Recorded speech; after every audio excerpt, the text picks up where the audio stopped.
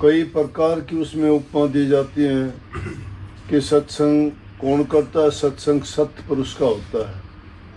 सत्पुरुष कौन होता है? जिसने सत्य को अपनाया है और हमेशा सत्य का ही आधार मान के उसी का बोलना चालना और उसी में जो रहता है वो सत्य है, उसको सतगुरु कहते हैं। तो संत लाइन में तीन चीज़ों को मुख्य करके माने सतगुरु, सतनाम और सत्संग। सतपुरुष का या सतगुरु का जिसको संग मिले वो सत्संग है, क्योंकि उनके वचन हमेशा सत्य से जुड़े होते हैं, इस जीव के कल्याण के लिए होते हैं। और उसको सत्य को जो अपना लेता है उसका जीवन संवर जाता है, क्योंकि वो अपने जीवन में जो अज्ञानवश कर्म करता है उनके बारे में सत्संग में जाने से उसको पता लगता है कि उसको अपना कर्म जैसा करेगा भोगना पड़ेगा। सत्संग इंसान के जीवन में होना चाहिए।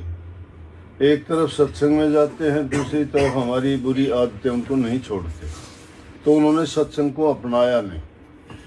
मैं इसके लिए सीधी बात कहा करता हूँ, सत्संग देखने के लिए ना जाओ, सत्संग सुनने के लिए भी ना जाओ, सत्संग करने के लिए जाओ। आप कहोगे देखना और सुनना तो बंद हो गए, फिर करना क्या रह गया? सत्संग करने का मतलब ये है कि जो बात सुनो उसको अपने जीवन में लगाओ। अब सत्संग में जाते हैं, ध्यान हमारा होता नहीं, इधर उधर देखते रहते हैं। देख लिया हमने, बहुत संगत है, लोग कहेंगे ओह बहुत लोग गए थे, लेकिन आप क्या लेके आए वहाँ से? लोगों को देखते रहे, देखने वाली चीज़ से उससे भूल गए। देखना सतगुरु को चाहिए।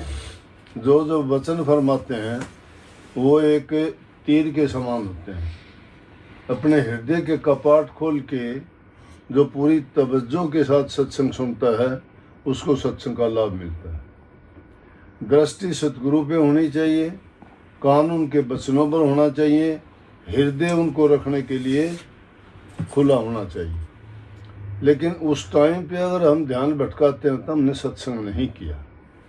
सत्संग देखने गए, दूसरे भी कह देंगे हाँ ये सत्संग में जाता है। बहुत लोग आते हैं, सुन भी आपने लिया होगा, लेकिन जीवन में जिसको उतारा ही नहीं, उसको अपनाया ही नहीं, बुरी आदतें त्यागी नहीं, अच्छे गुण अपनाए नहीं, तो सत्संग नहीं किया।